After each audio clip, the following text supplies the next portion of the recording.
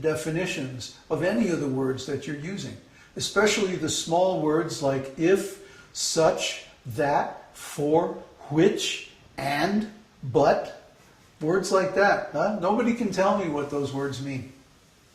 I know from experience over many years. Nobody knows what these words mean. They use them, but they don't understand them.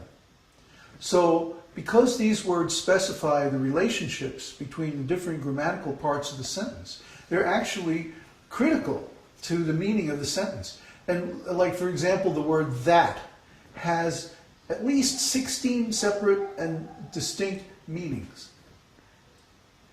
So if you encounter the word that, or such, or for, or which, or by, in a sentence, and you don't know the correct meaning, maybe you get the whole sentence wrong, because it connects two parts of the sentence in a certain relationship. So if you guess the wrong relationship, then you completely misunderstand what the sentence is trying to say. So you have to become familiar with all of the definitions of the common words of the English language and how they're used. And this is going to be a whole adventure, because now you're going to have to actually learn grammar and syntax. Huh? For example, the word that in the sentence, I had a wagon that was red. Huh? The word that means, anybody? The wagon. No. It's not a pronoun. In that sentence, the word that is a conjunction. And what it does is it signifies the beginning of an adjectival phrase.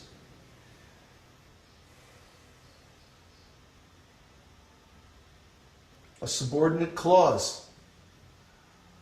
You're going to have to understand what all these things are, because that is the meaning of that word, that, in that context. And every time I mentioned the word that in the previous sentence, it had a different meaning. You have to become familiar with all those meanings of the word that. Then when you see it, you'll say, oh, I know what it means in this particular context. Otherwise, you are simply guessing. Simply guessing. And then you wonder why, I've been chanting all this time and I haven't seen Krishna. Huh? Or I've been a devotee for all these years. I've had devotees tell me that. I've been a devotee for 25 years and I don't feel like I have made any advancement in all that time.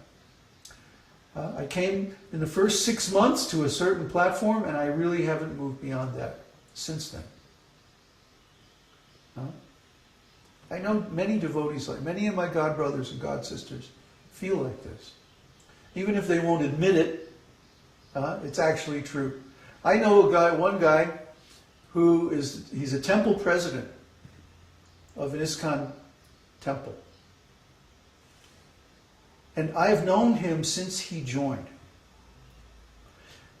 And to this day, he mispronounces the prayers to the spiritual master in exactly the same way that he did in the first week that he was a devotee. To this day, 35 years later, he still cannot pronounce the prayers to his spiritual master properly.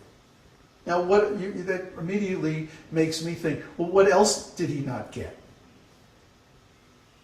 What else has he got wrong? If he got that wrong, there must be so many other things he got wrong. The same devotee, I said to him one time, well, they're changing Prabhupada's books. This is a very bad thing.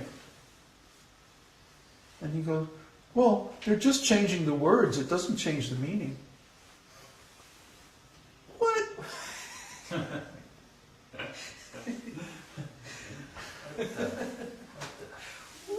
Yeah, you see?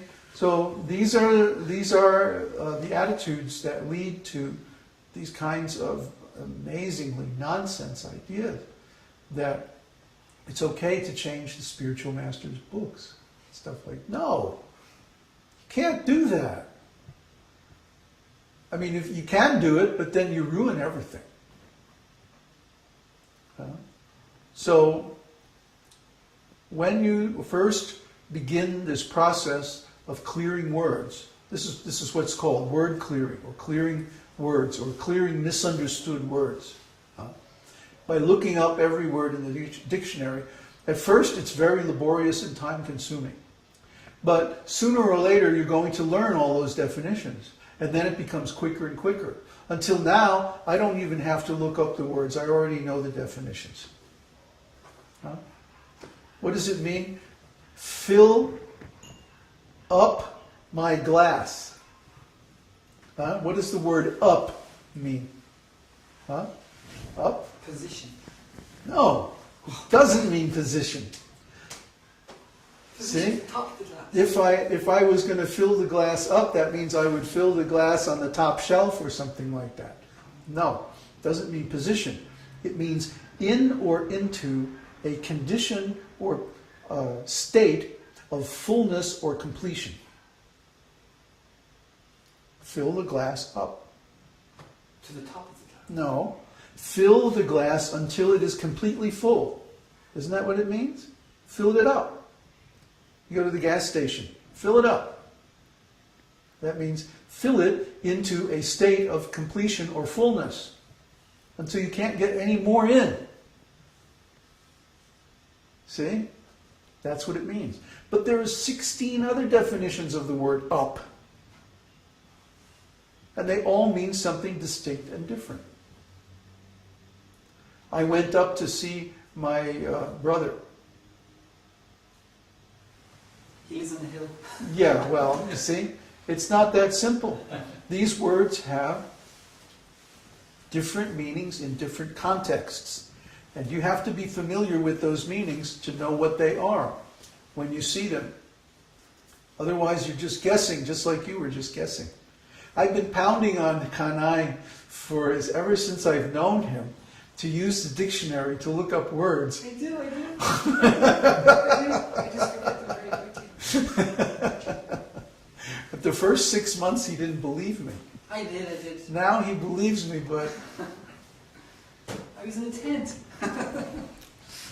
we had a dictionary.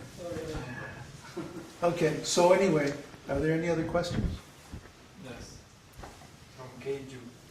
Is it not said that it's as good as being in Vaikuntha, even in the material existence? Even in this material existence, if in Krishna consciousness? If you're in Krishna consciousness. But see, what is Krishna consciousness?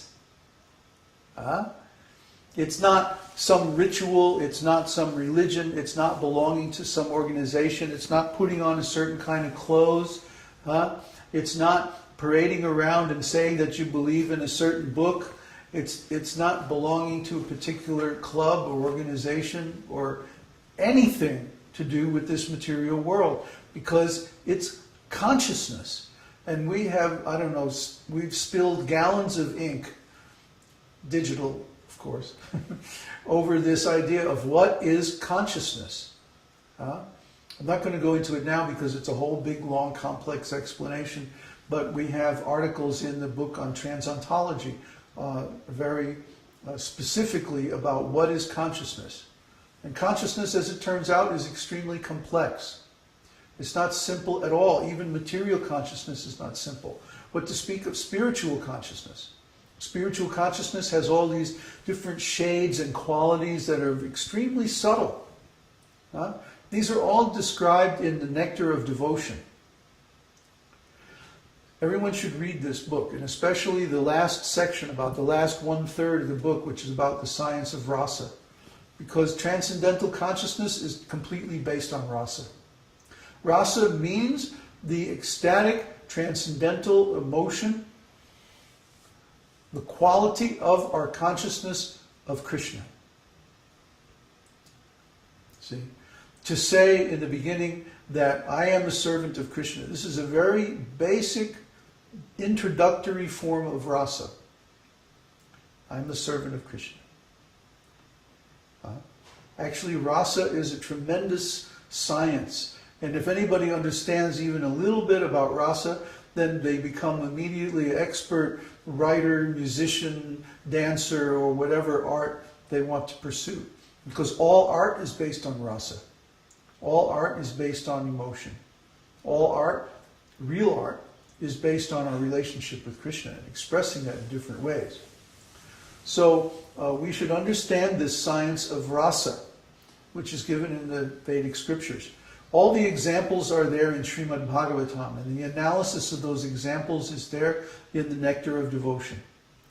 So you have to read all this stuff, because it's just so huge. We could spend the next 6 months discussing the subtleties of the science of rasa, but it's all